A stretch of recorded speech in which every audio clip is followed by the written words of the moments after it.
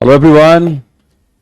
I extend a very warm welcome to all of you and especially those who joined this particular batch recently. And in that case, if this is your first class, welcome to your first class. Good evening everyone. नवीन, पल्लवी, विशाल, विश्वदीप, शमीम, उत्कर्ष, अंकित, अजय, बहुत सारे नाम नीचे जा चुके हैं. I am really sorry, मुझे जाकर के फिर उसे ऊपर करना पड़ेगा. Good evening everyone. Am I audible? Am I audible to each one of you? Loud and clear? एक बार yes लिख दीजिए कमेंट सेक्शन में and then we will proceed. Is everything all right? Okay, Shubham, this is your first class. Welcome. Okay, great. So, I got your write-ups on what is your biggest fear in your life, and I must say, reading those write-ups was a fantastic experience for me, and I hope कि जब आप उसको लिख रहे थे तो आपको भी बहुत मजा आया होगा. कितने लोगों ने ये होमवर्क किया है? हाँ जी, बिल्कुल. मेरे पास नाम है, मैंने आपके लिए जो नाम है वो एक जगह इकट्ठा कर लिया. मेरे पास एसके, संग्राम, अवनीश, अंजू, अंजलि, ब्यूटी, जूही, मोहित, साइनी दास, अजीत गोस्वामी, दीपक सिंह, आलोक कुमार, भारती राणा, विजय शेखावत, जीतू, अजीत, जीतू कुशवाहा, अजीत गोस्वामी, लक्ष्मी कुमारी, दिनेश, सचिन, ज्योति जोशी, सिद्धांत सिंह, विवेक यादव, विश्वदीप सिंह, राज सिंह भाटी, राजकुमार, अंशु सिंह, अमित जोशी, सिद्धांत सिंह, अजीत कुमार, अंजलि कुमारी, रामू राठौर, राममूर्ति कुमार, जूही, अंजू स्वामी, जितेंद्र कुमार, अमित, रघुवीर शर्मा, संजय, राघव यादव, आयु मौर्य, अनमोल, ब्रजेश, सिमरनजीत कौर, वीके, आकांक्षा, उत्कर्ष, ऋषिकेश, दिव्या, मेहरोत्रा, पुलकित सिंह, सचिन, मुकेश, अभिनव, शालिनी, आदर्श. इतने लोगों के होमवर्क मेरे पास आए हैं, राइट. और मैं बता दूं, जितने लोग इस बैच में एनरोल्ड है ना, ये नाम उसके मुश्किल से आई थिंक 2% लोगों के हैं. 2 से 3% लोगों ने होमवर्क किया. जितने बच्चे अभी तक एनरोल्ड हो चुके हैं, जाहिर तौर पे पिछले 2 दिनों में जो लोग हुए होंगे शायद उन्होंने न देखी हो क्लास, वो बात समझ आती है. तो लेकिन अभी मैं देख रहा था जितनी एनरोलमेंट है उसका ये 2 से 3% स्टूडेंट है. 60-65 बच्चों ने लगभग मोर और लेस मेरे पास ये राइटअप्स भेजे हैं. तो पहली बात तो ये कि बाकी लोगों के साथ क्या दिक्कत आई, क्योंकि आप देखो, आप स्पोकन के बैच में हो, आप अपने को बेहतर करने के बैच में हो, आप अपने फियर को भगाने के लिए इस बैच में हो, कि आप किसी जीडी में हो, किसी इंटरव्यू में हो, अननोन फेसेस के सामने हो, ग्रुप के सामने हो. You should feel comfortable about yourself. Yes or no? You should feel comfortable about yourself. Yes or no? So ये टॉपिक मैंने इसीलिए आपको दिया था कि थोड़े से आपके दिल के तारों में झंकार पैदा हो, आप सोचें. मैंने किसी टॉपिक विशेष के बारे में नहीं कहा कि नहीं आप मिडिल ईस्ट में क्या क्राइसिस चल रही है उसके बारे में पढ़ के आओ और एक राइटअप लिखो. I have asked about you. और मैं बताऊं, बहुत ही इंटरेस्टिंग, मतलब 3-3 पेज का भी ये शेखावत साहब ने लिखा है, जो विजय शेखावत, अभी मैंने नाम पढ़ा उनका. And he come from army background. He has masters degree in commerce, English literature में भी उनकी मास्टर्स है. आर्मी बैकग्राउंड से आते हैं तो जाहिर तौर पे एक्सपोजर लेवल बहुत बेहतर रहा. उनके फादर साहब ने 28 ईयर्स सर्व किया है, लेकिन उसके बाद भी बहुत ईमानदारी से उन्होंने इस बात को एक्सेप्ट किया कि I have this problem of public speaking, and he discussed all his fears. और ऐसे बहुत सारे राइटअप्स हैं. मैं सबका अगर पढ़ने लग जाऊंगा तो आपको ही पता है क्लास जो है वो पढ़ानी थोड़ी सी मुश्किल होगी, लेकिन मतलब बहुत ज्यादा टचिंग मैसेजेस हैं, और मैंने इसीलिए ये मैसेज दिया था. तो एक छोटी सी बात कर लेते हैं. मैं कोशिश करूंगा, देखो आपको भी पता है कि मेरे लिए शायद पर्सनली सबको बोल पाना वो थोड़ा सा मुश्किल होगा. मेरे पास आ गए, मैंने टीम ने फॉरवर्ड कर दिया, मैंने उसको पढ़ भी लिया. इंडिविजुअल तौर पे मैं देखता हूं मैं कैसे आपसे कनेक्ट कर पाता हूं, क्योंकि नंबर्स आपके ज्यादा होते हैं ऑब्वियसली, राइट. लेकिन एक मोटे तौर पे एक बात समझो, जैसे हम स्पीकिंग की जब बात कर रहे हैं तो यहां पे भी हम सबसे पहले हमने चैलेंजेस की बात करी कि what kind of challenges do we face when speaking comes into picture. Class is not visible. बाकी लोगों को भी क्लास में दिक्कत आ रही है क्या? क्लास तो बिल्कुल ओके चल रही है यहां पे. Is there any problem, anyone facing? Abhishek, पिछला आप देख लीजिएगा क्लासेस, मैंने उसमें मेंशन किया हुआ है फ्राइडे वाली क्लास, ठीक है. अब जरा ध्यान से बात को सुनिएगा मेरी।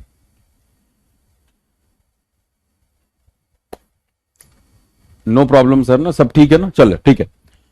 अगर आप ध्यान से ऑब्जर्व करो कि so then whatever we do actually out of two factors, and those factors are what? Those factors are either fear or greed. Yes or no?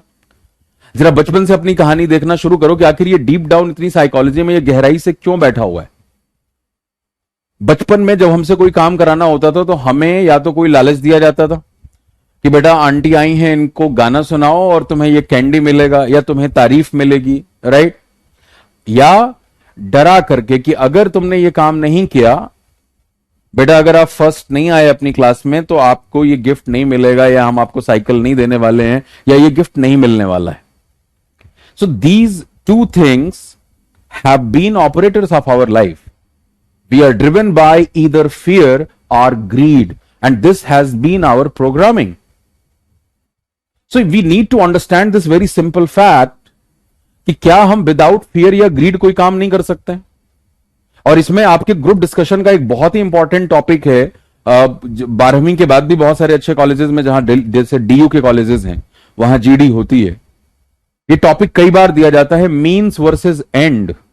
Means versus and ये टॉपिक है कि means का मतलब कि किस जरिए से, and का मतलब आप क्या रिजल्ट पाना चाह रहे हो।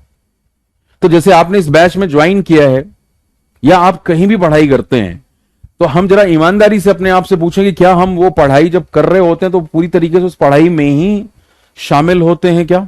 M I absolutely immersed in that particular class, और there is something in the back of my mind जो कि चल रहा होता है, कुछ और पिक्चर चल रही होती है।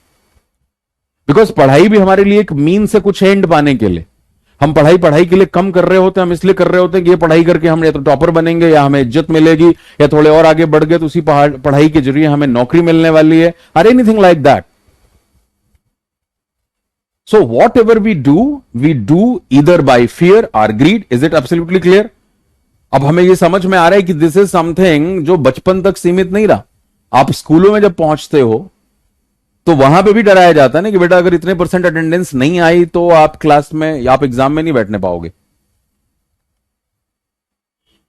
आप एग्जाम में नहीं, मेरी बात को ध्यान से सुनो, बस अभी सुनो, जब लिखने या बोलने की बारी आएगी तब मैं आपको बोलूंगा तो कमेंट करिएगा। वहां से बाहर निकलते हो तो चलो स्कूल तक लिमिटेड है, फिर कॉलेज में पहुंच रहे हो, वहां भी कह रहे हैं 75% 70% अटेंडेंस नहीं होगी तो हम आपको एग्जाम में बैठने नहीं देंगे। तो कहने का मतलब क्या है कि ये हमारा सिस्टम जो है या तो हमें डरा के काम करा रहा है या लालच दे के काम करा रहा है, और इसकी ट्रेनिंग बहुत बचपन से चल रही है।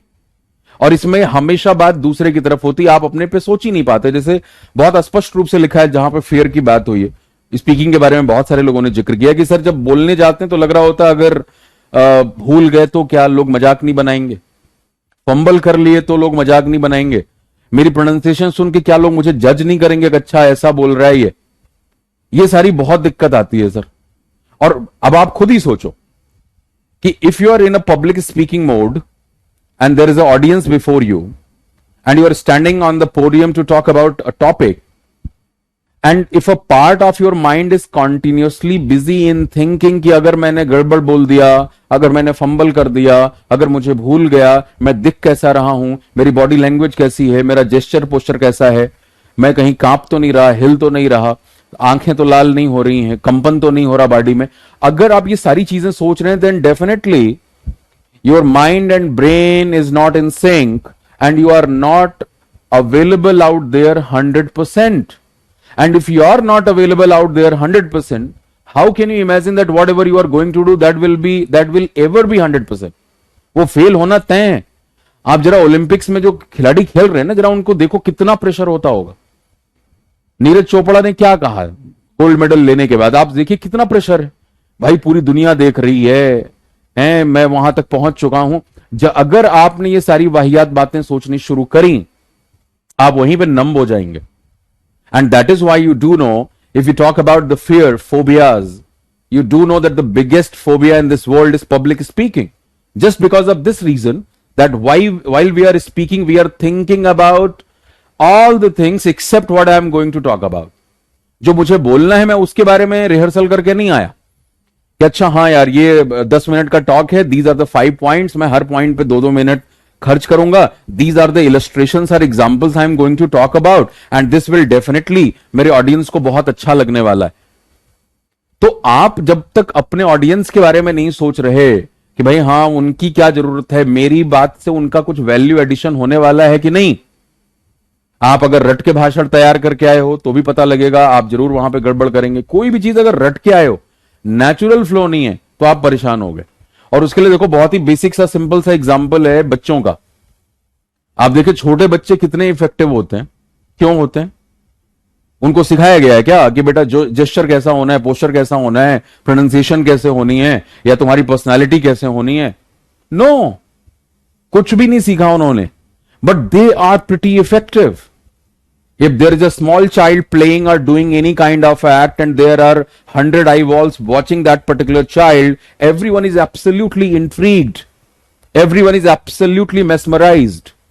Everyone is absolutely immersed in that moment. That kind of attraction that a small child has. And how is it possible? How is it possible? Because whatever the child is doing, that child is involved in that particular act 100%. He is not thinking that what the other people are thinking about me. मैंने कपड़े कैसे पहने हैं, branded कपड़े हैं या नहीं है, कपड़े गंदे तो नहीं हो गए, जूते हैं कि नहीं, मेरे जूते कैसे लग रहे हैं, उसके दिमाग में कुछ नहीं आता। Have you ever seen a child, अगर वो छोटा बच्चा जब रोता है ना तो भी चिघाड़े मार के रोता है, घर वाले परेशान हो जाएंगे।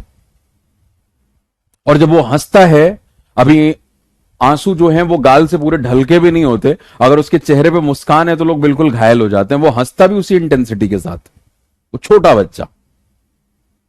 अभी जल्दी ही मैं भी पिता बना हूं, तो वो एक अलग एक्सपीरियंस है उस बच्चे को देखने का। तो बच्चे जो होते हैं वो इतनी इंटेंसिटी, इतना आकर्षण उनमें इसीलिए है क्योंकि वो मुखौटे नहीं पहनते। और बड़े होते होते हमें मुखौटे पहनने की, नकली होने की, पर्सनालिटी डेवलपमेंट के नाम पे कितना नकलीपना सिखाया जाता है, आपको पता है? इस बात का पता तो है ही है, क्योंकि अगर आपने वो क्लासेस अटेंड करी हैं, ऑफलाइन क्लासेस जा करके, चाहे स्पोकन की करी हो या पर्सनालिटी डेवलपमेंट की करी हो, आपको बेहतर पता है कि कितनी आपकी पर्सनालिटी डेवलपमेंट हुई है और कितनी बेहतरी आई है। Because if I am trying to change anything superficially, that is not going to happen, that is not going to happen. After some time वो मुखौटा उतर जाता है। जब भी आपको प्रेशर में डाला जाएगा आप बिल्कुल ब्रेक हो जाएंगे। तो इसीलिए कहा जाता है life is an inside out process. If change is happening within yourself, inside yourself, that is bound to come on the surface, that is bound to come on the surface. But there is no change within you and you want to just do some sort of cosmetic change superficially, भाई बारिश होगी ना वो सारी लिपापोती बाहर हो जाती। So that is Y हमें यहां पे जब इस बैच में हैं आप, तो पर्सनालिटी डेवलपमेंट में भी किस तरीके से एक इंडिविजुअल को बेहतर होना है, आपकी क्या समस्या है, आप किस बैकग्राउंड से आते हैं। अब देखो इससे मुझे यह भी पता लगा है कि देश के हर कोने से लोग इस बैच में हैं। नॉर्थ इंडिया, मतलब north India, south India, east west, हर जगह से इस बैच में एनरोलमेंट है। मैं जितने लोगों की बात करूं, जिन्होंने होमवर्क करके भेजा है मुझे, वहीं से पता लग रहा है। और यह भी पता लग रहा है कि there are students, or participants, or candidates in this particular batch जो अभी बिल्कुल फ्रेश ग्रेजुएट हैं, ग्रेजुएशन में गए हैं या स्कूल अभी पास कर रहे हैं, लेकिन उनको बेहतर एक स्पीकर बनना है। There are people who are already in working mode, they are parents as well, they are married, उनके बच्चे भी हैं और वो भी इस बैच में एनरोल्ड है। ये सारी प्रोफाइल से आपका पता लग रहा है। डबल डबल सब्जेक्ट्स में लोगों के मास्टर्स हैं, वो भी इन बैचेस में। And that is why I told you people that this is the biggest challenge for me. Because if it's an offline setup, I could segregate, because someone who is +2 level will require a different set of things. But someone who is postgraduate and has been into professional life for the last 5 years, 7 years, the challenge of that particular person is entirely different. But definitely the science of speaking, वो सभी के लिए same होगा। तो कहीं भी आपकी गाड़ी अगर छूटी हुई है तो ये बैच आपके लिए बेनिफिशियल होने वाला है। तो हाँ जी, तो पूरी चर्चा से हमें 2 बातें समझ में आई जो मैंने अभी तक की हैं। फियर का मुद्दा दिया था, आपको ये बात समझ में आ गई कि हम या तो डर की वजह से कोई काम करते हैं या लालच की वजह से काम करते हैं। वो काम उस काम के लिए करना शुरू कर दो, बस बहुत सारा काम आपका हो जाएगा। आप जब वहां पे खड़े हैं तो लालच किस बात की है?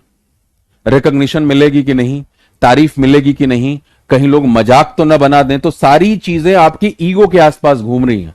And ego is nothing but the image what we have about ourselves. Ego is nothing but the image what we have about ourselves, and we are continuously thinking about that particular image, that whatever I am going to do, ये मेरे image को बेहतर करने वाला है या कमतर करने वाला है, लोग क्या सोचेंगे। ये कहां से आता है?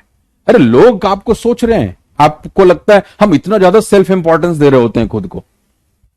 दुनिया में, देश में इतनी बड़ी बड़े घटनाएं घट जाती हैं, लोगों को भूल जाता है। अभी अप्रैल और मई में देश में कितना बुरा हाल हुआ। इस देश में कोई भी ऐसा व्यक्ति नहीं होगा जिसके जान पहचान में किसी की मृत्यु नहीं हुई हो। लेकिन क्या आप नहीं देख रहे 3 महीने बाद, 2 महीने बाद फिर जिंदगी फिर से नॉर्मल हो गई। जैसे ही थोड़ा सा लॉकडाउन को नॉर्मलाइज किया गया, लोग घूम रहे हैं, फिर रहे हैं, कोई nobody gives a damn. So don't give that much importance to yourself, just start the journey. There are people who haven't done this homework and they have their logics as well. Sir मैं सोच नहीं पाया, sir शब्द नहीं समझ में आए, तो अब ये और सोचने वाली बात है ना। आप में से जितने लोग हैं, कोई, मुझे नहीं लगता कि कोई 18 साल से छोटा होगा इसमें, इस बैच में जितने लोग भी हैं वो 18 साल से ऊपर ही हैं। आप अपने 20s में हैं या 30s में हैं।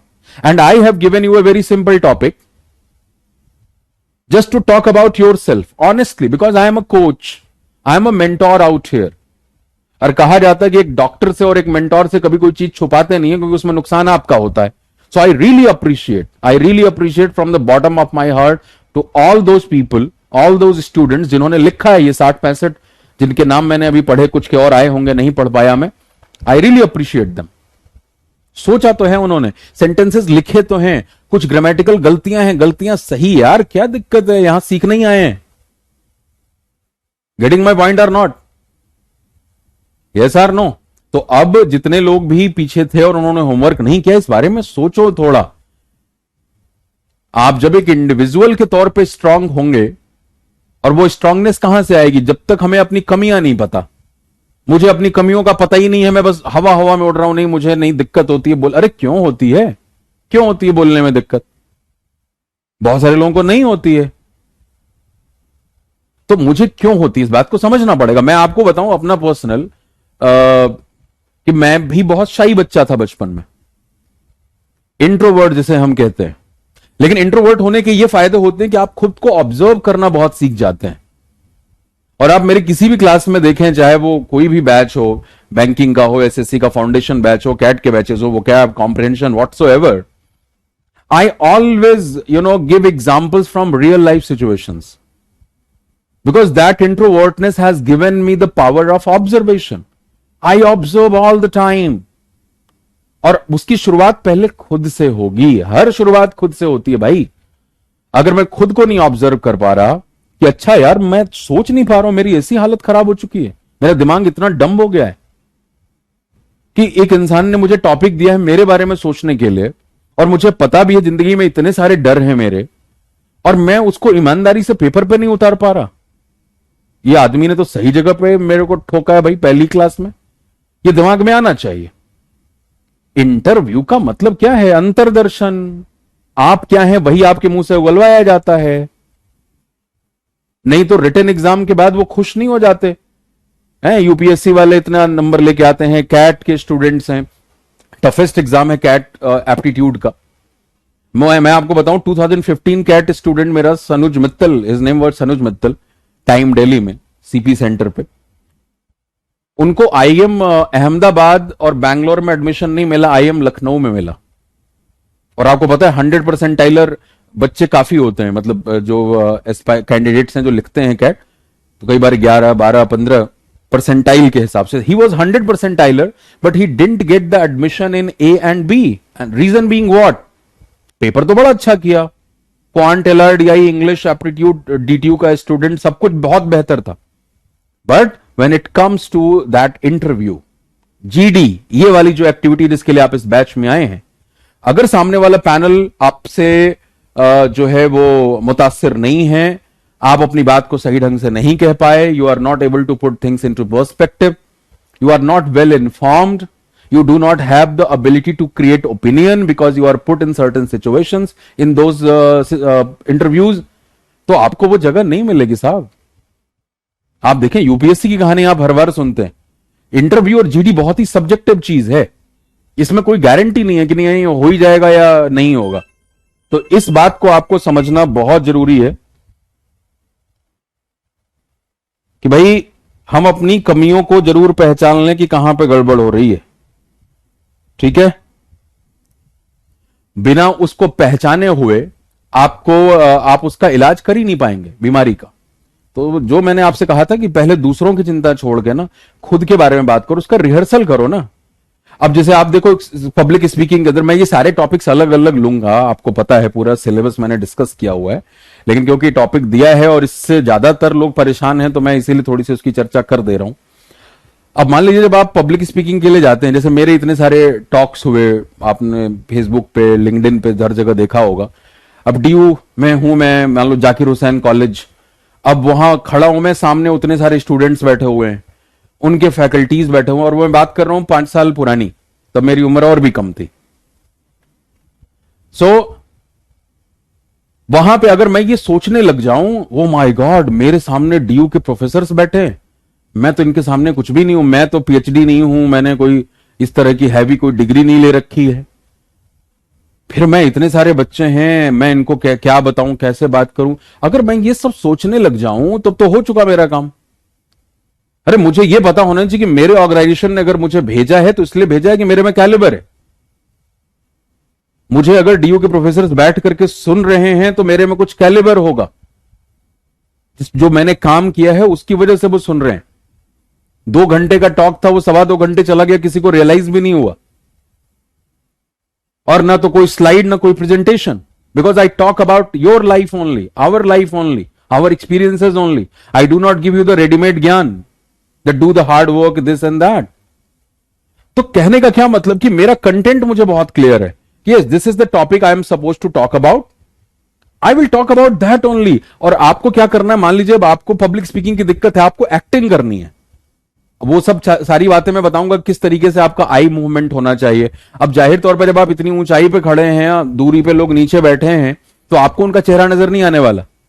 But while you are speaking, your body language, hand movement, facial expression, gestures, postures, eye movement should reflect that you are talking to each one of them who are sitting in your audience. And for that you have to do a casual move of your eye. So you can practice this particular thing before your mirror as well and record a video. आजकल लोग इतने कचरे का video सब डाल रहे हैं इतने सोशल मीडिया पे. आप अपने को बेहतर करने के लिए वीडियो रिकॉर्ड कर सकते हो, लोगों के लिए नहीं डालना, हमें अपने लिए करना है. मेरा जो भी फियर है मैं उसके बारे में करूंगा. अपना वीडियो रिकॉर्ड करिए, ऑब्जर्व करिए कि मेरी प्रोनाउंसिएशन किस तरह की है, मैं एक सेंटेंस बोल रहा हूं सही तरीके से बोल पा रहा हूं या नहीं बोल पा रहा हूं. अब जैसे मान लो मैं इस तरह का सेंटेंस बोलूं, as we all know that life is continuous change of situations. आप सुनना चाहोगे इसको, ये क्या लग रहा है? As we all know that life is a continuous change of situations.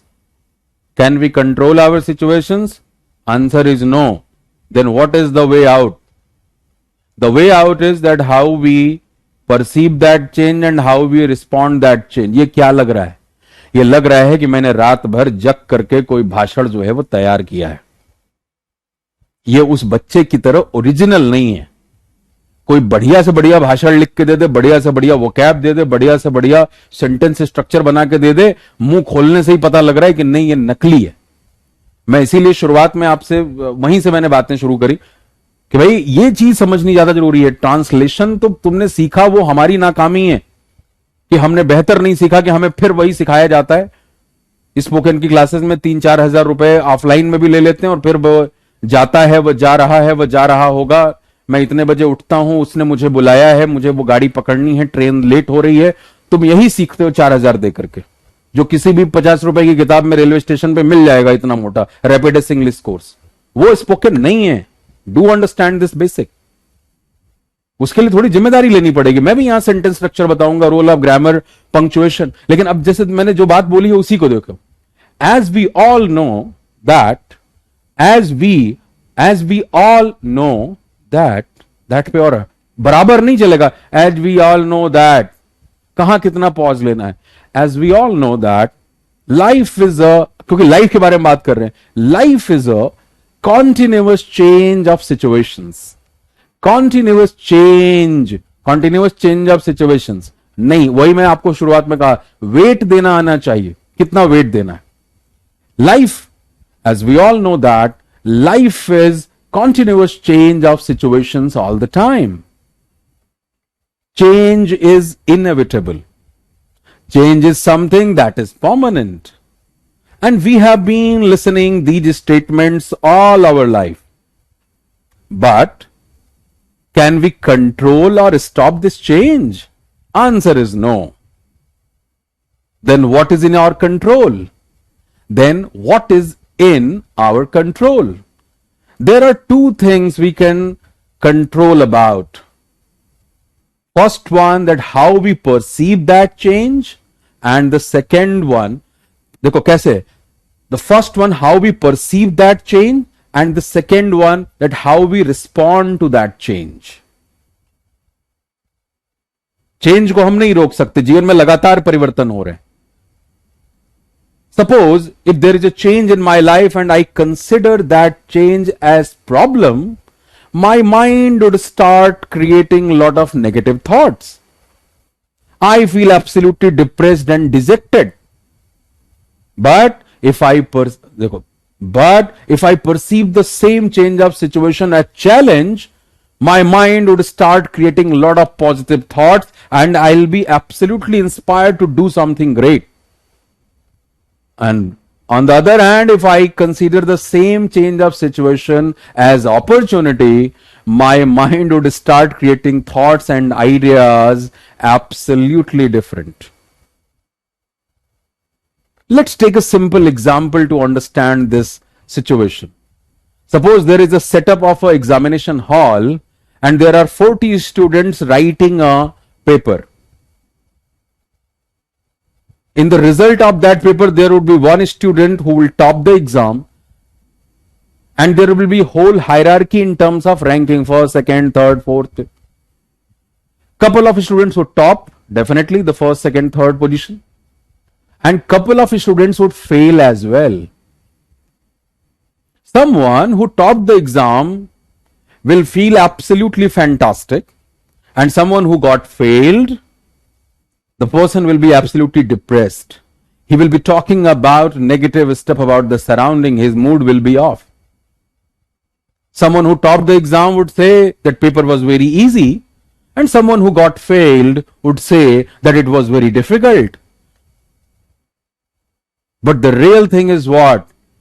The paper was same, timing of the exam was same, all the 40 students were taught by the same teacher. So everything was same externally.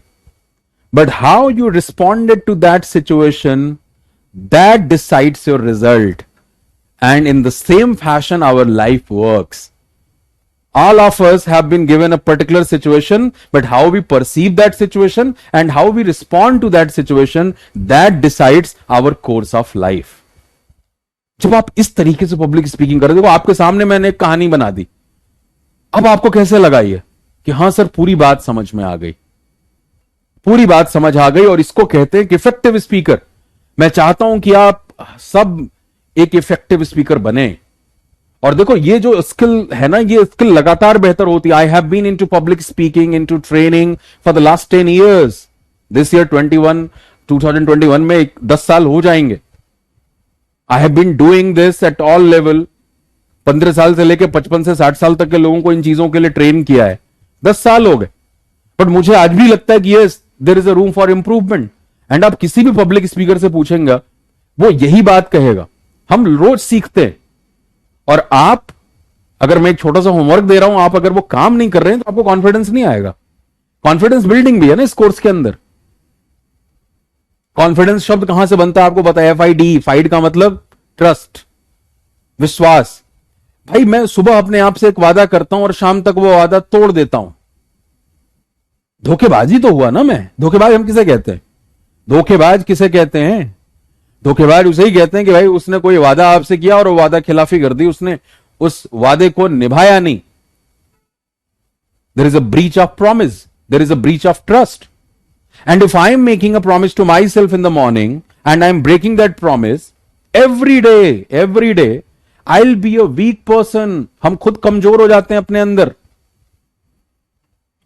आप में से बचपन से कर रहे हैं ना, ये प्रण बनाते हैं, टाइम टेबल बनाते हैं, वादा करते हैं, आज नहीं कल से यही फॉलो होगा. गलत कर रहे हैं, पता भी है गलत कर रहे हैं, लेकिन पता नहीं अंदर से क्या आकर्षण है कि गलत की तरफ मन बहुत भागता है. अच्छे के लिए प्लानिंग की, वादा भी किया खुद से, लेकिन रोज वो वादा टूट रहा है. तो जब मैं खुद के साथ इतना धोखेबाजी करता हूं तो मेरा विश्वास खुद से ही खत्म हो जाता है. गेटिंग माई पॉइंट और नॉट? जो लोग कहते हैं कि सर कॉन्फिडेंस कहां से आएगा, कॉन्फिडेंस काम करो, आएगा. मैं पूरी कोशिश करूंगा कि जिन लोगों को, जिन्होंने भेजा है, मैं उनको वॉइस मैसेज के जरिए उनको कुछ ना कुछ रिप्लाई जरूर दे सकूं, क्योंकि उन्होंने वो 2 पेज, 1 पेज, 3 पेज लिखे हैं. अब उनके अंदर जो कॉन्फिडेंस होगा वो उनके अंदर बिल्कुल नहीं होगा जिन्होंने लिखा भी नहीं है. और मैं अगर आपसे ईमानदारी से पूछूं, जो लोग लिखे हैं मुझे बताना, उतना लिखने के लिए कितनी देर सोचा आपने, कितनी देर सोचा आपने, बताओ.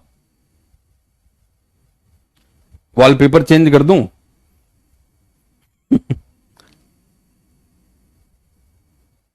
कुछ अच्छा लगा दूं क्या फिर?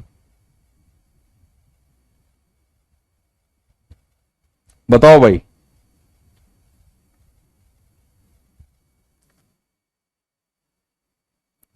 कितना सोचा आपने?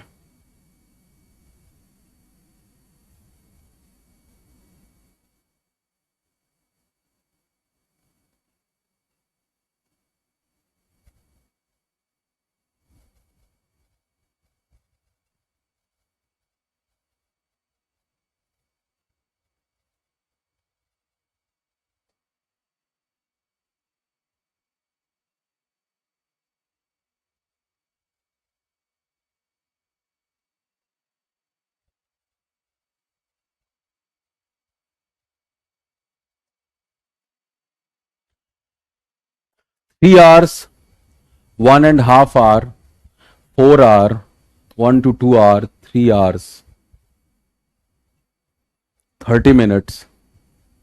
I took 10 minutes. It was confusing to choose biggest fear because I have many fears. Very good. 5 minutes. Amit को सिर्फ 5 मिनट लगा. Very good. 4 to 5 hours. Thought only 2 to 3 minutes. 1 to 2 hour. 10 minutes. उत्कर्ष कह रहे हैं only 10 minutes. All the thoughts of my fear came gradually and I just have to pen down all thought. Start to write. Thoughts started to come to my mind and I start to write more and more. Anjali ने कहा है. बिल्कुल बिल्कुल, ये शुरू तो करो. Half an hour, 30 minutes, 10 minutes, 10 minutes, 15 minutes, 2 hours, 20 minutes. One day think and then note down and correct many times. Deepti, very good. काम करो, इसी से कॉन्फिडेंस आएगा. आपको क्या लगता है जो मैं कोर्स यहां पे डिजाइन करता हूं आपके लिए, वो तुरंत हो जाता है क्या? कोई भी कोर्स बनाना है, ऑडियंस को समझना है, उसमें ट्रायल एरर चलता रहता है. अच्छा अब ये करना है, जैसे मैं आज आपसे पूछने वाला हूं कि ये बेसिक लेवल है, इसका हैंडआउट भी आप तक पहुंच गया होगा. और that's not a difficult thing कि शॉप में कैसे बात करनी, वो हम पढ़ भी लेंगे, यहां पे समझा भी लेंगे. बट कि अब आप आगे क्या चाहते हैं? आप पहले चाहते हैं कि अगली जो क्लासेस हो कल से वो प्रोनाउंसिएशन के ऊपर हो, वो सेंटेंस स्ट्रक्चर के हों, क्या है? तो उस हिसाब से मैं फिर क्लास को कस्टमाइज कर दूंगा. Directly started to write. I am feel confident, it's build confidence in 3 hours. Abhishek, Akanksha कह रही I have taken 10 minutes to complete this topic. कोई बात नहीं रानी, बाद में क्लासेस देखती हैं. I kept my pen and write what I have my own thoughts. मैं तो फंस गया. मुकेश, क्या फंस गए भाई? कहां फंस गए?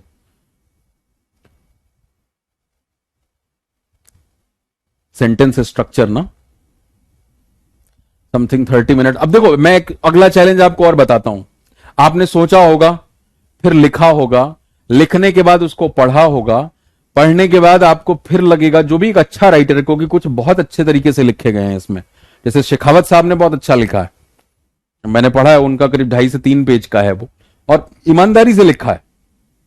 तो बहुत बार ऐसा होता है कि आपको, उन्होंने ये लिखा है सब कुछ कि मैं स्कूल, आर्मी बैकग्राउंड से, आर्मी स्कूल में पढ़ाई करी, और उसके बाद भी किसी एक्स्ट्रा करिकुलर में उन्होंने पार्टिसिपेट नहीं किया. स्कूल के दिनों में। अब देख रहे हो ये मेमोरी कितनी भारी होती है, कितनी भारी होती है। पढ़ाई करते करते मास्टर्स हो गया, सभी बीमारी का पता है उनको,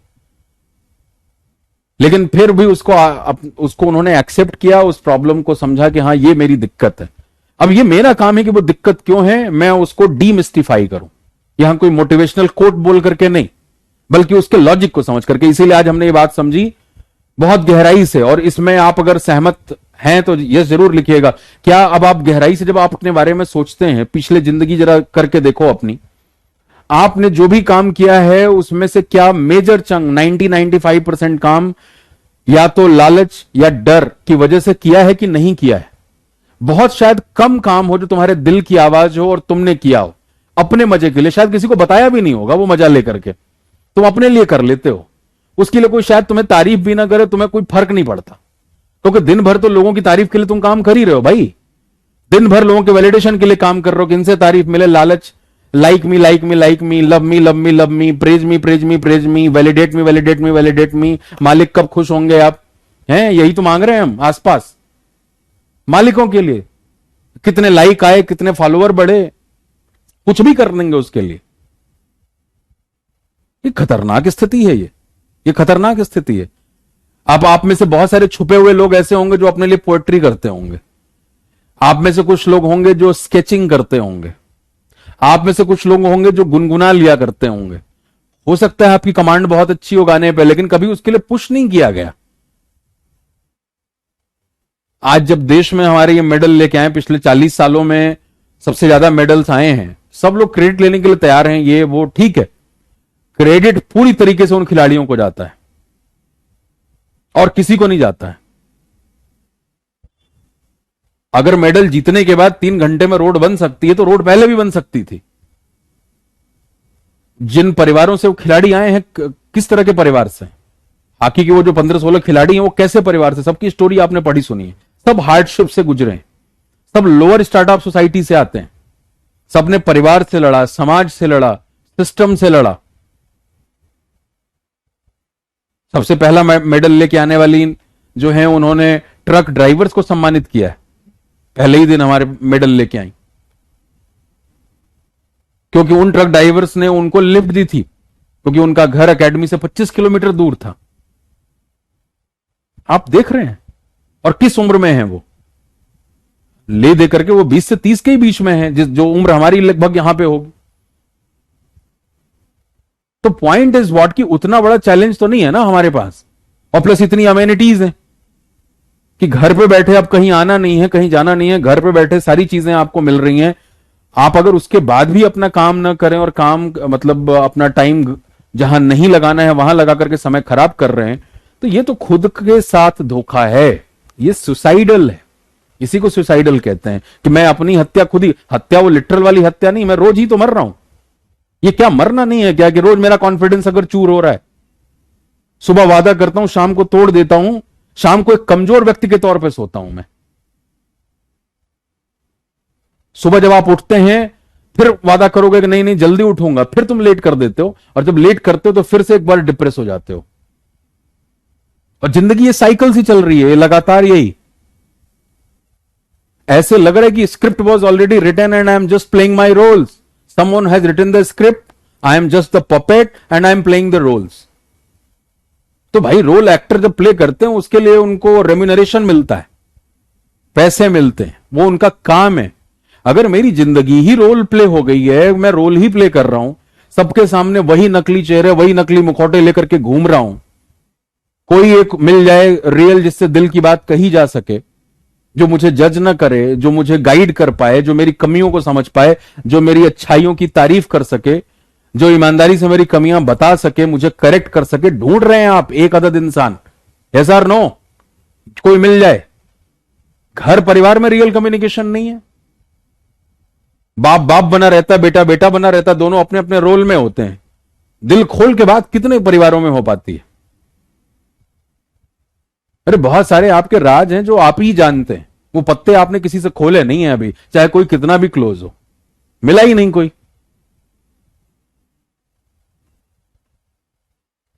तो अब की बार जब यहां पे मिलन हुआ है हमारा, तो मैं हूं वो शख्स, मैं आपको जज नहीं करूंगा, मैं तो आपको जानता भी नहीं, और मेरा काम ही यही है, मैं यही काम कर ही रहा हूं। I am just trying to help as many lives as possible in my lifetime, that is my mission, just by giving them common sense, because common sense is missing. अभी जब एग्जाम्पल देना शुरू करूंगा तो आप हिल जाओगे, common sense कहां कहां पे हमारा मिसिंग है। तो फिर हाथ जोड़ के निवेदन है कि इस जर्नी में जब आप मेरे साथ जुड़े हैं तो कॉमन सेंस मिसिंग वाला काम बिल्कुल नहीं करना है, कॉमन सेंस के साथ काम करना है। कहां पे दिक्कत है, क्यों दिक्कत है, कैसे दिक्कत है, कहां मैं अपनी जिम्मेदारियां नहीं ले रहा, कैसे लोग मुझे बेवकूफ बना दे रहे हैं। वही वाली बात है कि तुम अगर किसी सेटअप पे जाकर के ऑफलाइन कोचिंग में ट्रांसलेशन सीखने के फिर तुम 4,000 दे आते हो, या कुछ ये हिंदी में इस बात को अंग्रेजी में ऐसे कहते हैं। अरे तुमने तो यार बचपन से ग्रामर पढ़ी है, हिंदी माध्यम के बच्चों का ग्रामर ज्यादा मजबूत होता है अंग्रेजी माध्यम के विद्यार्थियों से। तुमने ग्रामर पढ़ी है, तुमको बस जबान तुम्हारी नहीं खुलती है, तुम पढ़ने में अच्छे रहे हो। बहुत सारे इंजीनियर्स हैं बेचारे, वो बोलने में बस उनको दिक्कत है। पढ़ाई लिखाई तो इंजीनियरिंग में करी है, पेपर इंजीनियरिंग इंग्लिश में ही लिखा है, इंजीनियरिंग इंग्लिश में की है, पेपर इंग्लिश में लिखा है, but when it comes to speaking वो दिक्कत है। और फिर तुम स्पोकन के बैच में स्पीकिंग छोड़ के फिर वही नोट बनाना शुरू कर दो, फिर पढ़ना शुरू कर दो। कोई बोलना नहीं सिखा रहा तुम्हें, प्रोनाउंसिएशन नहीं सिखा रहा, इंटोनेशन नहीं सिखा रहा, फोनेशन नहीं सिखा रहा, रेजोनेंस नहीं सिखा रहा, पिच के बारे में नहीं बता रहा, वॉल्यूम के बारे में नहीं बता पा रहा, थ्रो के बारे में नहीं बता रहा, प्रोजेक्शन के बारे, इतनी सारी टेक्निकल चीजें हैं बोलने के बारे में, ये कहीं नहीं सिखाई जाती। और जहां नहीं सिखाई जाती वहां भीड़ भी बहुत मिलेगी आपको। तो मैं इस बार मैंने ये बीड़ा लिया, मैं इसीलिए इस कोर्स को मैंने डिले किया, क्योंकि मुझे बार बार लगता है कि स्किल वाले जो भी कोर्सेज हैं, जब तक आप सामने ना बैठे ईमानदारी से काम नहीं हो पाएगा। लेकिन अब क्या कर सकते हैं, समय इस तरीके का है। और शायद मैं इस ज्ञान के जरिए जितना ऑफलाइन में इतने बच्चों को पढ़ाना, जितने अभी इस बैच में इतने एनरोल हो गए हैं हफ्ते के अंदर, वो पढ़ाना पॉसिबल ही नहीं है। वो हमेशा टारगेट ग्रुप होगा 50 का, तब शायद मैं उनके साथ न्याय कर पाऊं और उन 50 के साथ एक कनेक्शन बिल्ड कर पाऊं, उनको जान पाऊं, तब मैं चेंज कर पाऊंगा उनकी लाइफ। लेकिन कम से कम इसको स्ट्रक्चर इन बातों के जरिए इतनी सारी जिंदगियां एट ए टाइम तो कनेक्ट हो पा रही है ना, कुछ तो वैल्यू एडिशन हो पा रहा है उन पर। यह टेक्नोलॉजी का फायदा है। तो ईमानदारी से अपनी चीजों को पहले समझिए कि मुझे कहां दिक्कत है, कहां प्रॉब्लम है। इस कोर्स के जरिए आप तीनों लेवल पे, मैं बार बार कह रहा हूं, बेसिक भी है, इंटरमीडिएट भी है, एडवांस भी है। और एडवांस लेवल पे ये सारी टेक्निकल चीजें हम डिस्कस करेंगे कि इन पे कैसे काम करना, ब्रीदिंग एक्सरसाइजेस आपने कैसे करनी है, किस तरीके से तुम डायफ्राम से पूरा सांस ले पाओ कि तुम्हारी आवाज पूरी निकल पाए। अब आप कई बार क्या करते हैं कि तेज बोलने के चक्कर में ना शब्द खा जाते हैं, और मुझे लगता है कि आप में से सभी लोग अच्छे स्पीकर्स के प्रति अट्रैक्टेड होते हैं। आया ना, कोई भी है, मुझे तो बड़ा अट्रैक्शन था हमेशा से। कोई अच्छा बोलता है अगर, तो आप अट्रैक्टेड होते हैं, चाहे वो किसी भी भाषा में बात कर रहा हो, हिंदी है, संस्कृत है, उर्दू है, इंग्लिश है, whatsoever. So you need to develop that love कि यार इस ऊपर वाले ने मतलब यही एक नेमत दी है जो हमें बाकी जानवरों से अलग करता है, बोलने की ताकत। वो बेचारे बोल नहीं पाते, वो साउंड क्रिएट करते हैं, वी कैन स्पीक। तो एटलीस्ट बाकी क्रीचर से जो चीज हमें अलग करती, ऊपर वाले ने नेमत दी, उस पर काम करें। इट्स अ स्किल, और इस पे काम करना पड़ेगा, इसके अलावा कोई भी चारा नहीं है। ठीक है, तो जो भी लोग यही है ना, ऑनलाइन में बेचारे हर तरह के बच्चे। अब देखो बेचारा धीरज जो है वो अभी क्लास 8th में है। बेटा कहां से पता लगा इस कोर्स के बारे में? अब आप समझ सकते हो मेरे लिए कितना बड़ा चैलेंजिंग काम है। क्लास 8th हैं और फिर वर्क एक्सपीरियंस वाले भी लोग हैं, सबके लिए बताना। चलो अच्छी बात है, धीरज कम उम्र में समझदार हो जाएगा तो।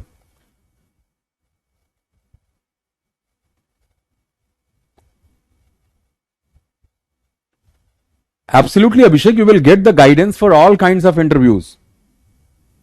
अगर आप मुझे इजाजत दें तो मैं एक इंटरव्यू की केस स्टडी आपके साथ डिस्कस कर लूं, क्योंकि शुरुआती समय है और बहुत सारे लोगों को बहुत सारा इनपुट मिलेगा। अच्छा, पापा जी से पता लगा आपके? बिल्कुल, जो बाइडेन, बराक ओबामा, मैंने आपको बोला था। एक छोटा सा एग्जाम्पल आपको देता हूं, आपको बहुत सारी बातें समझ में आएंगी। जिन लोगों ने शायद होमवर्क नहीं किया किन्हीं भी कारणों से, उनको भी समझ में आएगा। Listen carefully, listen carefully. और मैं थोड़ा बैकग्राउंड चेंज कर दूं तो ज्यादा अच्छा लगेगा ना, पता नहीं क्यों चेंज नहीं हो रहा, ये कहां क्या दिक्कत आ गई? अच्छा चलो, अब अच्छा लग रहा है थोड़ा background. Listen carefully. This is a case study of a candidate who was an engineering student and she prepared for CAT examination for a year. Right? IT engineering background से थी और कैट का एग्जाम लिखा उन्होंने. मैंने जैसे आपको पहले बताया, आपको पता भी है, नहीं पता है तो जान लीजिएगा कि CAT is the toughest exam as far as aptitude test is concern in at least Asia. तो आईएम्स में आप जाते हैं, आपको पता है आईएम्स का क्या रुतबा है उस एग्जाम को क्लियर करके. तो खैर बहुत सारे जो 20 स्कूल्स हैं वो सब कैट के स्कोर को कंसीडर करते हैं. सो जब भी आप इन इंटरव्यूज के लिए जाते हैं, जितने भी 20 स्कूल्स हैं वो आपको एक प्रोफार्मा वो देते हैं जिनमें बहुत सारे क्वेश्चंस आपने आंसर करने होते हैं और उनमें से क्वेश्चन ये भी होता है what is the biggest fear, जो मैंने आपको दिया था, क्योंकि वो आपको एक इंडिविजुअल के तौर पे जानना और समझना चाहते हैं. तो the first question in that particular form was which newspaper do you read, and madam had written Hindustan Times and spelling of times was TYMES. Definitely she is aware of the spelling of the word times, TIMES, but उन्होंने casually लिखा. और अब आप यहीं से आपके lesson शुरू हो गए हैं. आप चाहिएगा तो नोट भी कर लीजिएगा कि क्या क्या सर इंपॉर्टेंट पॉइंट बता रहे हैं. जैसे मैंने आपको कहा कि आप जब रूम में एंटर करते हैं, ग्रीट करते हैं, जिस तरीके से चेयर पे बैठते हैं, वो सब कुछ आपके बारे में बता रहा है. वैसे ही अगर आपने कुछ लिखा है वो भी आपके बारे में बहुत कुछ बता रहा है. That is the projection of your personality. So वो उनका लिखना ये जरूर बता गया कि she is a casual person. If you have been given a particular form और आपको ये कहा गया है कि you should you are suppose to write these things correctly, जैसे कि आप एक्चुअल एग्जाम इंटरव्यू में फेस करेंगी, ये एक मॉक इंटरव्यू है, उसी तरीके से आपको लिखना है. तो खैर मैंने उनसे पूछा, madam who is the chairperson of Hindustan times group. ये बात मैं बता रहा हूं आपको फरवरी 2015 की मैंने ये इंटरव्यू लिया था. और उसके बाद इवन जितने मैंने कैट के बैचेस पढ़ाए उन सभी बैचेस में in the first class I discuss this particular thing and why I did so, वो अभी आपको पता लगेगा. एनीवे मैंने उनको पूछा, मैडम थर्सडे को कौन सा सप्लीमेंट आता है हिंदुस्तान टाइम्स के साथ. चुप. हिंदुस्तान टाइम्स की चेयरपर्सन कौन है, कौन सा सप्लीमेंट आता है, चुप. मैंने पूछा, मैडम कितने टाइम से पढ़ रहे हो. कहा सर 1 साल से. जवाब मिल गया. आप अपने काम के लिए कितना सीरियस है. आपके हर एक लिखे हुए शब्द और बोली गई बात से सवाल बनता है. अगला था why do you want to do MBA और वाई MBA. जैसे आपसे पूछा जाए why government job, why army, why NDA, why IB, जो भी सवाल है. तो उसमें 5-6 लाइनें थी आंसर करने के लिए. तो जो एक रटा रटाया आंसर होता है, जैसे लोग CV लिखते हैं, I want to broaden the horizon of my career, MBA course will help me out in my personal growth and development and career growth, blah blah blah. ये लिखा था. मैंने उस पर कोई सवाल नहीं पूछा. हाँ, उसके पहले इंट्रोड्यूस योर सेल्फ था, तो उसमें वही था, माई नेम इज दिस, यहां पैदा हुई हूं, यहां पाई जाती हूं, ये ग्रेजुएशन किया, ये नंबर्स हैं, दिस. तीसरा जो क्वेश्चन था वो था where do you see yourself 10 years down the line और 5 years down the line. And whatever she wrote in the answer that was I am seeing myself at top level in a top MNC. Top level management in a top MNC. And my next question came out of that answer only. मैंने कहा, madam can you give me the management hierarchy of a company? She was absolutely stuck. So I precised my question a bit. Out of COO and vice president, who is on the upper rung of the management hierarchy? She was absolutely clueless. Then I asked that, ma'am, can you give me a name of 5 IT companies in terms of market cap, क्योंकि top MNCs बोला था उन्होंने. Again जो उन्होंने नाम बताए कंपनियों के, उनके ऑर्डर सही नहीं थे. IT की ही कंपनीज मैंने पूछी थी. पहले तो मैंने जनरल पूछा, can you give me the name of top 10 companies in terms of market cap in India. And when she was absolutely clueless, silent for next 10 seconds, then I precised my question that can you give me the top 5 companies in terms of market cap in IT and ITES, IT enabled services. She was clueless. Then next question was कि भाई अगला जो सवाल था वो किसके साथ जुड़ा हुआ था. हाँ जी, RBI के साथ जुड़ा हुआ था. रघुराम राजन साहब 2014 अक्टूबर में शायद उन्होंने ज्वाइन किया था, सितंबर अक्टूबर में, और जनवरी में पहली बार रेट कट हुए थे, जो हमारे पॉलिसी रेट्स होते हैं. तो मैंने उनसे वही सवाल पूछा, फरवरी में इंटरव्यू था, कि madam are you aware of the fact कि रेपो रेट ये चेंज किया आरबीआई ने, जितने हमारे पॉलिसी रेट्स हैं. उन्होंने कहा हाँ।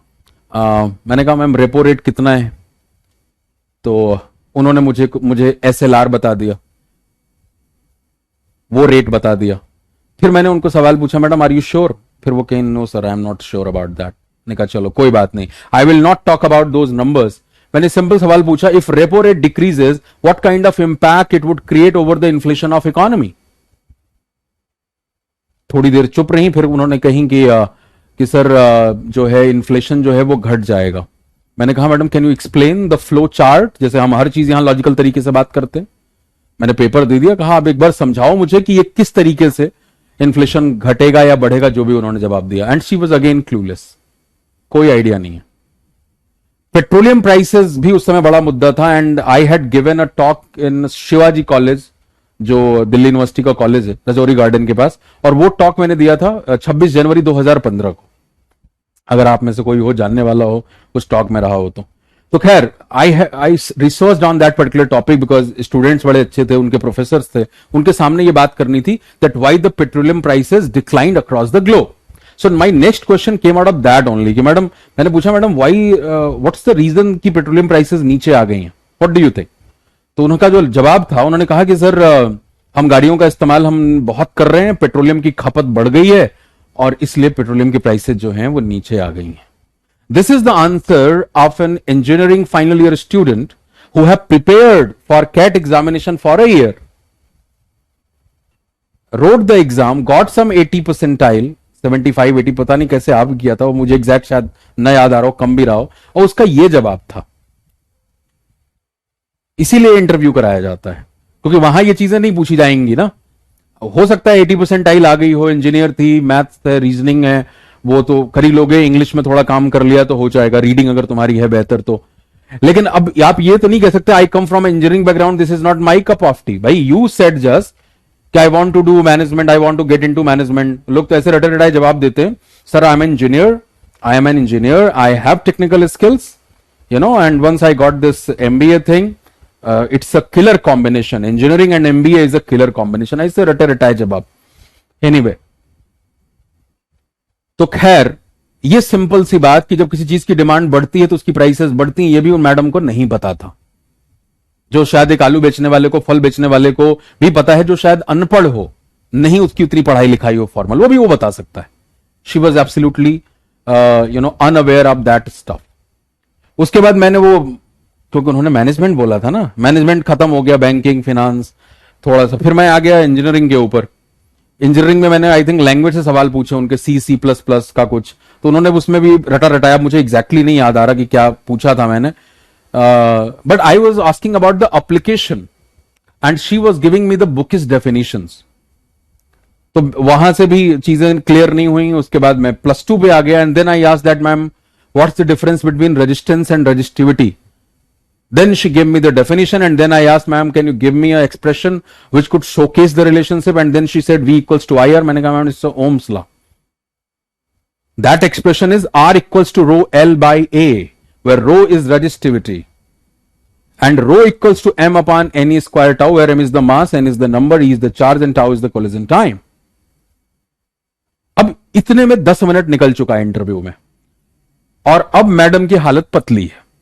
यही होता है अब आपको, इसीलिए मैंने रियल टाइम बताया है। अब हालत उनकी पतली है और अब आप जरा इसको एनालाइज करो।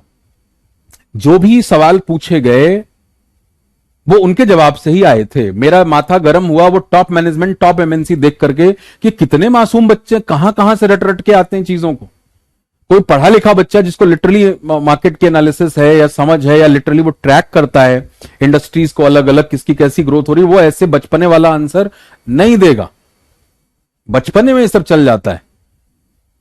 लेकिन उसी से पता लग गया कि she does not have depth in her personality. 6 से 7 लाइनें लिखने के लिए आप रटा रटाया जवाब, एक लाइन में टॉप मैनेजमेंट, टॉप MNC। अरे शुरुआत, पहले पहला स्टेप आता है, टॉप पहुंचने में टाइम लगता है। तो जहां उनको जाना था, जिसका वो क्लेम कर रही थी, मैंने पहले वहां से सवाल पूछा, वो भी नदारद, और फिर जहां से वो आ रही थी, पिछले 5 से 6 साल खर्च करके PCM पढ़ाई की होगी, फिजिक्स केमिस्ट्री मैथ, उसके बाद इधर आई होंगी इंजीनियरिंग, आखिरी साल चल रहा था, जून में उनकी डिग्री पूरी हो जाती, फरवरी में मेरे साथ इंटरव्यू कर रही थी। तो 6 साल वो हो गए, वहां से भी पूछ लिया। तो तुम जहां जाने का क्लेम कर रहे हो, तुम उसका भी पत्ता साफ है, और तुम जहां से आ रहे हो उसका भी पत्ता साफ है। This puts a big question mark over your candidature. आपको क्या लगता है मार्केट में डिग्री से नौकरियां मिल रही हैं आजकल?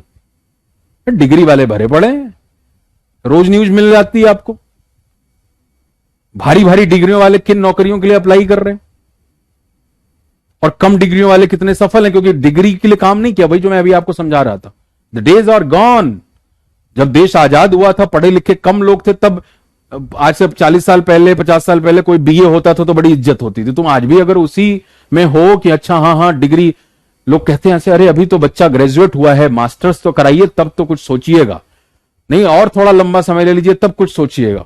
तो हमारे यहां मुन्ना सोच ही पाता है 22 साल के बाद कि करना क्या है। और मैं रियली अप्रिशिएट करता हूं जो कम उम्र के बच्चे इन बैचेस में आए हैं। ये दिखा रहा है कि yes they are motivated to improve themselves, उनको बेहतर करना है अपने आप को। तो खैर ये आपके क्वेश्चन, उससे ज्यादा बात करनी ही नहीं है, ये आपके कैंडिडेचर पे एक बड़ा क्वेश्चन मार्क है। तो खैर उसके बाद मैंने बदला, जैसे आपको पता है हॉबीज, इंटरेस्ट, स्ट्रेंथ, वीकनेस, ये सब क्वेश्चन में पूछा जाता है, ये सब सिखाऊंगा आपको इंटरव्यू में, बट ये केस स्टडी आज बहुत कुछ सिखा जाएगी आपको। तो खैर before asking next questions I got a bit slouched back on my chair. मैं थोड़ा रिलैक्स्ड हो गया क्योंकि उस कन्या को तो ये लग रहा होगा बड़ा दरिंदा आदमी है भाई, है शुरू के 10 मिनट इसने मतलब एकदम रायता फैला दिया मेरे दिमाग का। बेचारी अनकंफर्टेबल थी क्योंकि सवाल के जब जवाब नहीं आ रहे हैं तो आपको इंटरव्यू में हालत तो खराब होती है, और सवाल आपके जवाब से ही पूछा भी जा रहा है। ऐसा भी नहीं कि मैं सवाल बना रहा हूं, तुमने जो लिखा वहीं से सवाल आ गया। तुमने अखबार का नाम लिखा, अखबार का एडिटर नहीं पूछूंगा, ये नहीं पूछूंगा मंडे को कौन सा सप्लीमेंट आता, कैसे मैं तय करूंगा कि तुम पढ़ते हो उसको, कि मुझे बस जानकारी लेनी है तुमने कौन सा अखबार पढ़ा है। अरे तुम्हारे हर जवाब से सवाल पैदा होता है, लोगों को लगता है इंप्रेशन झाड़ के आ जाऊंगा मैं तो स्ट्रेस इंटरव्यूज किए हैं लोगों के, आंखें लाल करके रो करके भी लोग सामने से गए हैं, क्योंकि मॉक इंटरव्यू में करना पड़ता है, उसको हम स्ट्रेस इंटरव्यू बोलते हैं। उस बच्चे की भलाई के लिए करना होता है, और फिर वो बाद में पैर छू करके, और जब सफल हो जाता है कहीं तो वो बार बार मैसेज करता है कि सर आज भी वो इंटरव्यू मुझे याद है। उसकी भलाई के लिए कि तुम जो हवा में उड़ रहे हो थोड़ा जमीन पे आ जाओ, रियलिटी चेक करो, टाइम लगाओ, पढ़ो लिखो समझो, तब जबान खोलो। अब इंटरेस्टिंग पार्ट शुरू होता है। तो उसमें हॉबीज इंटरेस्ट में लिखा था वॉचिंग टेलीविजन हॉबी के अंदर। फिर मैंने आराम से पूछा, लेकिन कमाल की बात ये थी ना, जब मैं अपने चेयर पे आराम से हो गया तो वो कन्या भी आराम से हो गई, उसने भी अपने जुल्फों को संवारा, थोड़ा पीछे आराम से बैठ गई। मैं ये क्यों बता रहा हूं, क्योंकि ये सारा ज्ञान कि चेयर पे ऐसे बैठना चाहिए, ऐसे एंटर होना चाहिए, बॉडी लैंग्वेज। अरे सामने वाला जब दही दिमाग की तुम्हारे कर ही दिया है तो तुम रायता फैला के रहोगे अगर तुम बाहर से मुखौटा करके जा रहे हो। इसीलिए मैंने कहा change should come from with in. If that change is coming from with in you will be absolutely fantastic. तो एनीवे, तो मैडम मैंने कहा madam what do watch in television, तो नहीं मैंने कहा कि हाँ न्यूज चैनल मैंने पूछा था, वॉचिंग टेलीविजन लिखा हुआ था, नहीं ठीक है मुझे अभी याद आ रहा है, हाँ मैंने यही सवाल पूछा what do you watch in television. He said बहुत मासूमियत से सर कुमकुम भाग्य। मुझे आ गई हंसी, है आईटी ग्रेजुएट, कैट की तैयारी कर रहा है, जाना है प्रीमियर बी स्कूल्स में, टीवी में क्या देखता कुमकुम भाग्य। उसने सोचा ये आदमी अब तो लग रहा है बड़ा मासूम हो गया है, हंस करके आराम से बात कर रहा है। अरे तुम्हारे अंदर की सारी चीजें निकालने के लिए वो इंटरव्यू पैनल वाले कुछ भी कर सकते हैं, तो उन पे ज्यादा भरोसा नहीं करना। तो उनको लगा कि अच्छा अब तो सर हालचाल कर रहे हैं लग रहा है, तो उन्होंने बता दिया। मुझे भी हंसी आ गई, अगर मैं हंस देता तो उनको लगता कि लग रहा है कि मैंने कुछ गड़बड़ कर दिया इसलिए सर हंस रहे हैं। तो मैंने सोचा अपनी हंसी छुपाते हुए, सर नीचे करते हुए, कि मैं अपना सामान्य ज्ञान ही बढ़ा लूं। मैंने कहा मैडम कौन से चैनल पे आता है, तो खैर उन्होंने चैनल का नाम वाम बताया मुझे। तब उसके बाद मैंने पूछा madam do you watch any news channel, कहा यस सर। मैंने कहा नाम बताइए। उन्होंने कहा sir star news and ABP news. फिर मेरा माथा ठनका, मैंने कहा मैडम ले दे के तो एक ही चैनल है, स्टार न्यूज का ही नाम एबीपी न्यूज हो गया था। उन्होंने कहा हाँ सर। तो अब ले दे के जब एक चैनल हो गया, मैंने कहा मैडम क्या देखते हो आप उसमें, कहीं सर कुछ खास नहीं, जब पापा न्यूज देख रहे होते हैं तो मैं भी देख लेती हूँ, तो मुझे लगा हो सकता है कोई प्राइम टाइम स्लॉट में कोई डिस्कशन कुछ ऐसा। मैंने कहा किस तरह की न्यूज, वो कहा सर वो आती है ना 5 मिनट में 100 खबरें, बुलेट न्यूज। मैंने कहा ओ अच्छा, ये प्रोफाइल है। तभी मैंने आपसे पहले दिन गुजारिश की थी बिजनेस न्यूज चैनल्स देखना शुरू करो, अगर नहीं कर रहे थे अभी तक। इंग्लिश में डिस्कशन सुनना शुरू करो, राज्यसभा टीवी पे, लोकसभा टीवी पे, डीडी इंडिया पे, ऑन वैरायटी ऑफ टॉपिक्स। ये प्रोफाइल है। लोगों को लगता है कि बच्चा कोचिंग ज्वाइन कर लिया, या बच्चों को कई बार ये गलत फहमी होती है कि आदमी मिल गया अब ये तो मुझे पहुंचा के रहेगा। अरे हमारे हाथ में गाइड करना है ना। I can guide you, just I can direct you what to do, how to do and why to do. मैं तीनों बातें बताता हूं, इसीलिए सिर्फ नहीं बताऊं बेटा ये कर लो, क्यों कर लो और कैसे कर लो ये भी बताता हूं मैं। क्यों बताना बहुत जरूरी है ना, लॉजिक चाहिए ना उसके लिए कि क्यों करना है मुझे ये काम, कहां गड़बड़, ये मैं कर सकता हूं। तुम करोगे नहीं, तुम्हारी प्रैक्टिस में नहीं आएगा, हैबिट नहीं बनेगी, स्किल में कन्वर्ट नहीं होगा, तो परफॉर्मेंस में कहां दिखाई देगा। सालों साल खर्च कर लीजिए आप। तो खैर उसके बाद मैंने एक लास्ट सवाल पूछा, क्योंकि कन्या के इंटरव्यू से अभी तक तो पता लग ही गया था कि उनके दिल के कोने, किसी कोने में मैनेजमेंट के लिए कुछ खास जगह नहीं है।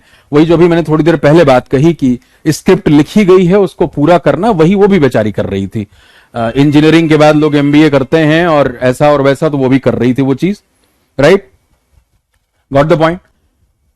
तो मेरा एक आखिरी सवाल था कि madam, if I could ask you in the last 15 years what kind of change you have witnessed in the typical Bollywood cinema, and if you could take the names of some directors and movies what you feel have played a pivotal role in this change and transformation, I would definitely appreciate. She started by saying, sir, I am not able to recall the names of the directors, but I can take the names of movies. मैंने कहा yes ma'am, please go ahead. And then she took the names of 2 movies, and those movies were Ragini MMS2 and Hate Story. And then she didn't stop. She continued by saying, sir, I feel that there is a negative shift in the filmmaking. The kind of movies they are making, we cannot watch those movies with family members. So I think this whole shift has been negative. And at the last, in order to substantiate her answer, she said, sir, हमारे पास already इतनी heroines थी, हमें Sunny Leone को लेके आने की क्या जरूरत थी। हो गया उनका इंटरव्यू। मैंने कहा okay ma'am, thank you very much, now you may leave. तब फिर वो मासूमियत दिखाते उन्होंने कहा कि सर परसों नरसों कहीं इंटरव्यू है उनका, किसी बी स्कूल ने बुलाया था, एक है बी स्कूल, मैं यहां नाम नहीं लूंगा फॉर ऑब्वियस रीजंस। तो वहां से कॉल आ ही जाती है लोगों को, 50% से लेकर के पूरा रेंज कवर कर देते हैं वो। तो खैर वहां से कॉल आई थी, उनका इंटरव्यू था 3 दिनों के बाद। तो उन्होंने कहा कि सर परसों नरसों इंटरव्यू है मेरा, तो एक बार आप बता देते why the petroleum prices declined across the globe, कहीं शायद वो भी वहां पे पूछ लें, तो मैं कैसे आंसर करूंगी। तो मैंने फिर उनको कहा कि मैडम, मैंने अभी कुछ दिन पहले ही डीयू के कॉलेज में टॉक दिया है इसके ऊपर, और मुझे खुद को someone who has been into consulting, into corporate training, has been into training CAT students, और कैट को इंग्लिश पढ़ाना जो भी ट्रेनर्स होते हैं, फैकल्टीज होते हैं, मेंटर्स होते हैं, वो जाहिर तौर पे उनको मोर और लेस हर एरिया के बारे में समझ होती, तभी आप उन पैसेज को पढ़ा सकते हैं जो वहां पे आता है। और दुनिया का कोई भी टॉपिक ऐसा नहीं जिससे पैसेज आपको लीडिंग बी स्कूल्स के एग्जाम में न मिले, तो वो बिना पढ़े आप पढ़ा भी नहीं पाओगे। एनीवे, तो वो आदत में था। तब भी मुझे 8 से 9 घंटे रिसर्च करना पड़ा, बिजनेस जो आपकी साइट्स हैं उनसे पढ़ाई करनी पड़ी, वीडियोस देखने पड़े, तब जाकर के 90 मिनट का एक टॉक मेरा तैयार हुआ था। What is the role of Russia, China, America, shale oil, geopolitics, tussle between Saudi Arabia, Iran, lot of angles were there and I did discuss each and every aspect in a very detailed manner.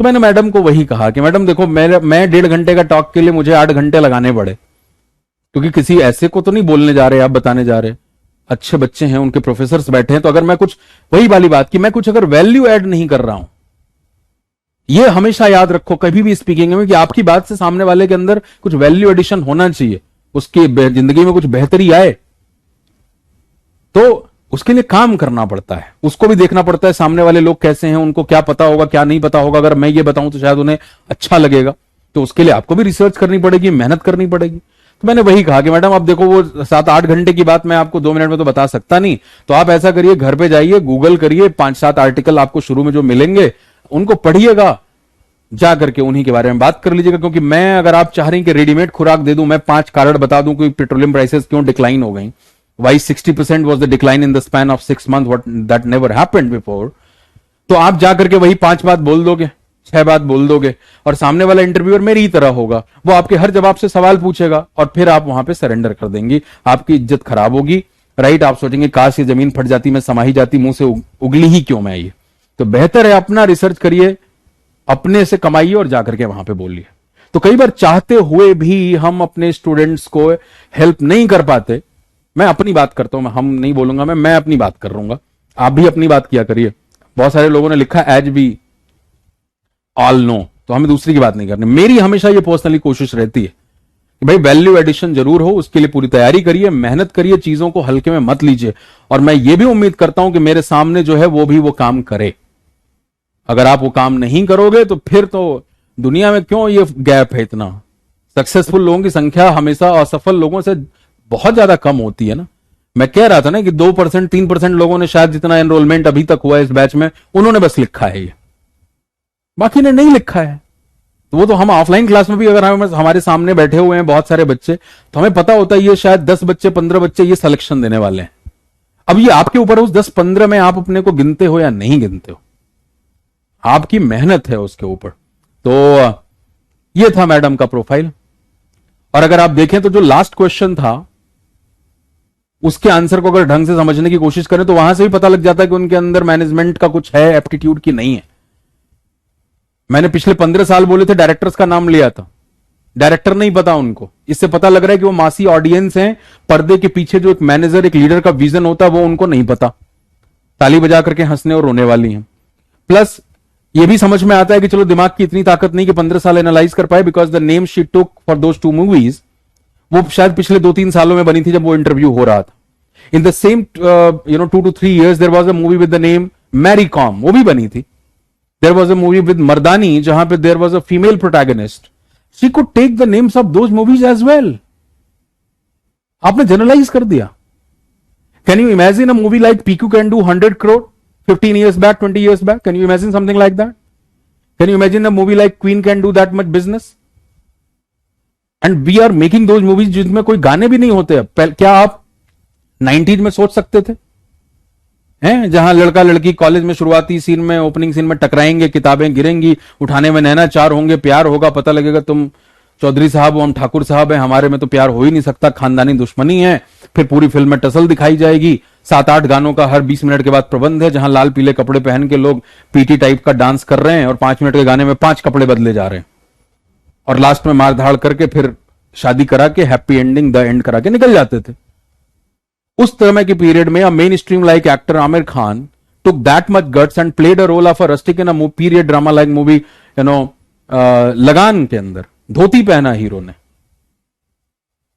तो in the same year director Farhan Akhtar came, Dil Chahta है बनाई उन्होंने, craft change किया कि hero normal लोग भी हो सकते हैं, उनके बाल छोटे भी हो सकते हैं, उनके बाल बड़े और लाल पीले हरे नीले कपड़े और धुआं उड़ाती मोटरसाइकिल ही हीरो नहीं है। वो इंटेलिजेंट आदमी 3 साल के बाद फिर लक्ष्य मूवी बनाता है। एंड नाउ आप इतने सारे डायरेक्टर्स हैं, चाहे वो आनंद एल राय हैं या दिबाकर बैनर्जी हैं, अनुराग कश्यप हैं, जो पूरी फ्लीट नहीं आई, इम्तियाज अली हैं फॉर दैट मैटर, पीछे का ग्राफ थोड़ा उनका अच्छा नहीं रहा अदरवाइज। तो इन सभी ने की कहानी कहने के तरीके अलग हैं। You seen the movie highway, Imtiaz Ali की हर फिल्म के अंदर जर्नी है, सोचा ना था से जब भी मेट से लेकर के लव आजकल और एवरीथिंग। क्या आप उस तरीके से देख पाते हो क्या? Have you observe the cinema of Neeraj Pandey कि जब आप वेंसडे देख रहे हैं और क्या था उसका बेबी देख रहे हैं, इन तरह की फिल्मों में वो आपको आपकी चेयर के एज पे बिठा देते हैं, आप उठ नहीं पाते। कब वो सब डेवलप होगा कि भाई हमारे ही उम्र का 20, 22, 25, 30 साल का डायरेक्टर जो है वो हमें फिल्म दिखा देता है, हमें हंसा देता है, हमें रुला देता है, हमारे जेब से पैसे निकाल ले रहा है और हम बस हंस रहे हैं, रो रहे हैं और पैसे निकाल रहे हैं। चुनाही लगवाने के लिए पैदा हुए हैं क्या हम? तो ये दिमाग का विकास करना बहुत जरूरी है, क्योंकि तुम अगर एक मैनेजमेंट एस्पायरेंट हो तो मैं तुम्हें किसी भी क्वेश्चन से ये चेक कर सकता हूं कि तुम्हारे अंदर वो मैनेजरियल मेटल है या नहीं है। मैं गोलियां नहीं दूंगा, ईगो को मसाज नहीं दूंगा, क्योंकि गुरु वही है जो जरूरी है वो करेगा। वो तुम्हें खुशफहमी में नहीं डालेगा, फर्जी तारीफ नहीं करेगा, तुम्हें रियलिटी चेक जरूर देगा। तो आई होप सो कि this particular case study would help you out in many ways, and the very purpose of this discussion is very simple, that please do take care of your inputs, the kind of inputs you are giving. If you have some sort of goal in your life, do understand that what kind of inputs I am supposed to give for that particular result. Chhatrasal stadium में 10-10 साल के होते हैं वो बच्चे, जब वो आते हैं कुश्ती सीखने, और तब जाकर के 22 साल 23 साल में जाकर के मेडल मिलता है। तो वो इन्वेस्टमेंट हर फील्ड के अंदर है। अगर आप वो खुराक नहीं देंगे जो डिसिप्लिन है उनकी, सुबह उठना, कसरत करना, खाना पीना, डिसिप्लिन, तब जाकर के वो सफलता मिलती है। जिंदगी ऐसे ही है। आपको आउटपुट कुछ और चाहिए है, top management, top MNC output चाहिए। टीवी में क्या देखते हैं? इंडिया टीवी है, वो ग्रह काल नक्षत्र पता नहीं क्या जादू वादू वहां दिखाया जाता है। आप इंडिया टीवी देख रहे हैं।